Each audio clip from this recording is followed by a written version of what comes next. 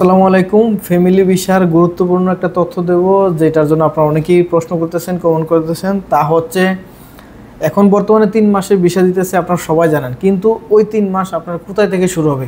Bangladesh visa লাগার পরে, নাকি সৌদি আরব আসার পরে, নাকি এখান থেকে ভিসা তোলার পরে?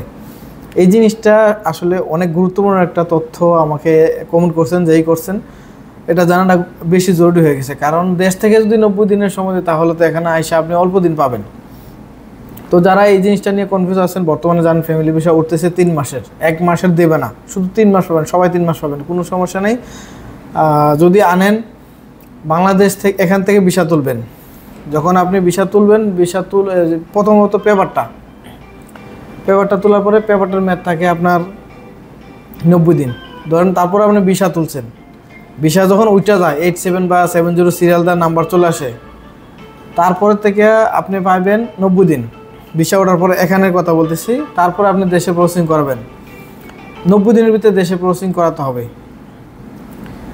90 দিনের ভিতরে যদি আপনি দেশে প্রসেসিং করান, তারপরে আপনার যখন ভিসাটা লাগিয়ে যাইব, তখন আবার নতুন করে 90 দিন, আশা করি বুঝতে পারছেন। 90 দিন ভিসা লাগার পরে 90 দিনের ভিতরে আপনার ফ্যামিলি সৌদি আরবে আনতে হবে।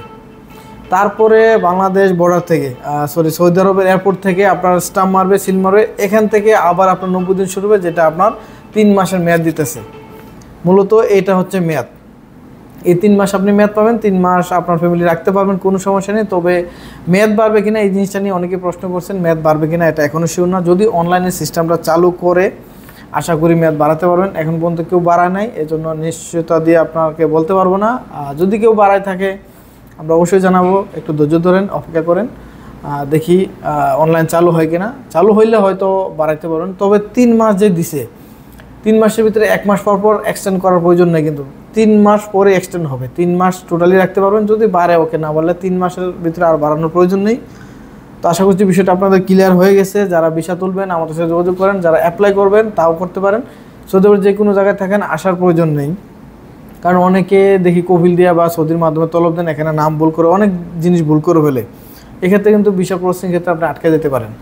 তো যারা সঠিকভাবে তলব দিতে চান, অ্যাপ্লাই করতে চান, আপনি যে কোনো জায়গায় থাকেন, আপনার পাসপোর্টের ছবি বা আকামার ছবি দিবেন, যে আসবে আমরা এখান থেকে অ্যাপ্লাই করে দেবো, কোনো সমস্যা নাই। ধন্যবাদ সবাইকে। আমাদের পেজটি ফলো করে রাখবেন, নতুন তথ্য আপনি সবার আগে